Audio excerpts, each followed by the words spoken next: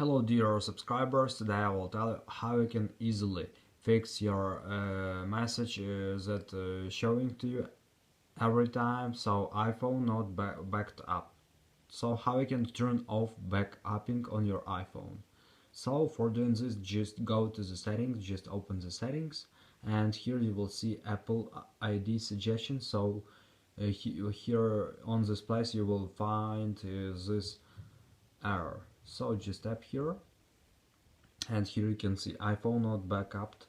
This iPhone hasn't been backed up in 2 weeks. Backups happen when this iPhone is connected to power, locked, and on Wi-Fi. So now it's really necessary function, but if you want to not see this error, and you can also just backed up it. And if you don't want to do it, just go here to backup settings and just turn off here in iCloud backup.